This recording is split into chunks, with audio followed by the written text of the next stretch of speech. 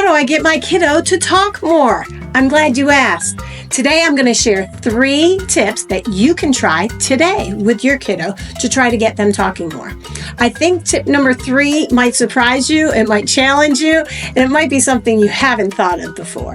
Let's start by thinking about what do they do to communicate. A lot of kids start off with pointing and grunting. And then they get what they want.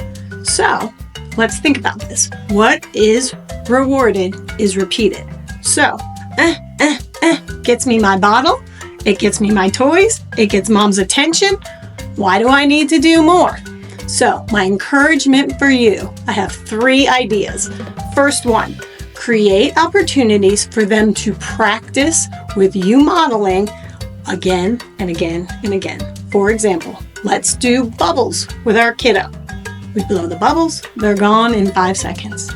They want more, they're involved in the activity.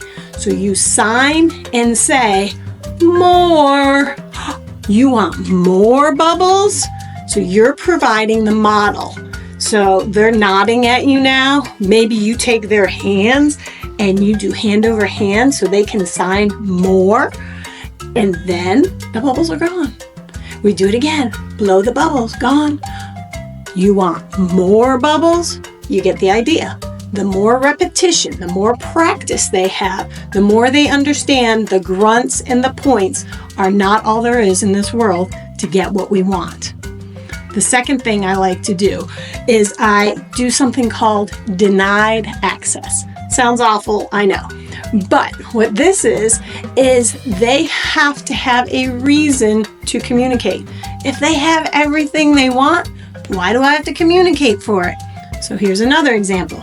You have your cars going down the ramp. Well, every now and then, not every time, you take the car when it gets to the bottom of the ramp and they're reaching, oh, car? You want the car? And then you can say, I want more, please. More car. Something like that. Again, lots of repetition, and you're denying access to that object, that toy, just for a little bit so that they realize, oh, I'm part of this communication process. I have to do something more than point and grunt. The third thing I want you to think about, evaluate your household. Are they getting, maybe you're not letting them get away with the points and the grunts, but maybe big sister is being so helpful that she's saying, Johnny wants this, mommy, and gives it to him. Back to the point we talked about earlier, if they are reinforced with just using grunts and pointing, they have no need to develop words. So take an inventory of the environment. Is grandma helping too much? Is big sister helping too much? Are you helping too much?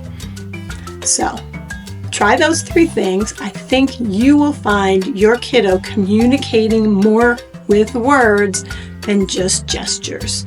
If you want to see an example of this, check out the picnic basket video on JuJu and Friends. If you try these tips over an extended period of time with your 18-month to 2-year-old and they're still not using any words, it's time to get a speech evaluation. For kiddos under 3 years old in every state, there's a program called Early Intervention. They offer free or reduced cost for evaluations depending on your insurance. So check out those resources in the notes below. If you found this helpful, we ask that you subscribe, like, and share it with a friend. We'll see you next time.